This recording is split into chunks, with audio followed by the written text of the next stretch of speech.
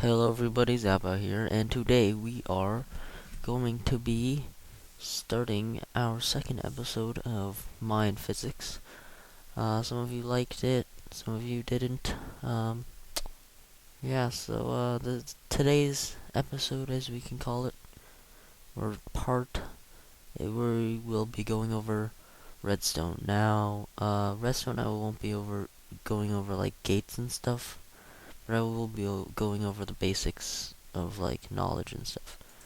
So, as most of you know, redstone moves 15 blocks away from its source.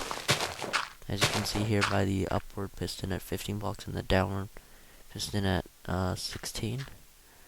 So, also, if you add a redstone repeater, it extends the current another 15 blocks. So that's pretty handy to have. Now, if you know, if you want to make a piston push up from the bottom, you can't put it just redstone like that. You have to put a torch, like an inverter like that. That's the way, if you want a piston to work. Redstone just right under it won't work, unlike other things like doors and stuff. Now, here's just a concept that I wanted to show you. This is an old style repeater before the new repeaters came out. This is how you made them. This extended your redstone by 15 blocks too. And here's a new repeater. As you can see, it's on the first tick, and as you can see, they go up at the same time. So don't think that when you make an old repeater, it doesn't affect it at all. It does. Now here's something else. If you connect power to a block, you guys know it'll power the block. So pistons touching that block and doors will in fact do that.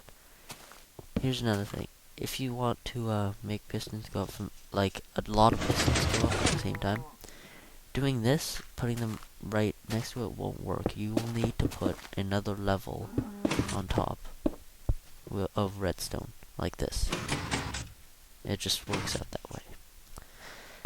Now, here's another thing I want to show you guys. You could also do that redstone going into the block piston trick thingy with the upward style. So when any direction a block is touching a redstone repeater, it will power it.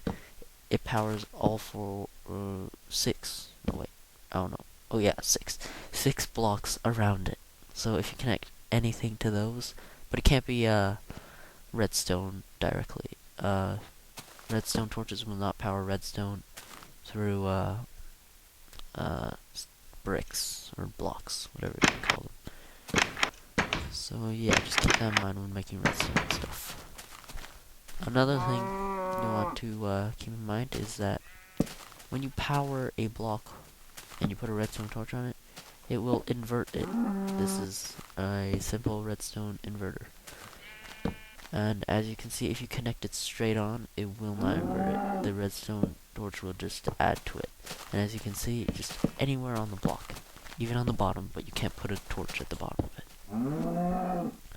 Also, another fascinating thing, as you know, if there is a crack like this in one of your creations, or like an edge, and you put a normal block, if you put a normal block to block it, it blocks off the current. But if you grab some glass, and you put the glass there, the glass does not interrupt the flow of the electricity. Electricity, redstone. Only glass does this. No other material does this, except for air, but and clouds, but I don't think you're gonna count that as something.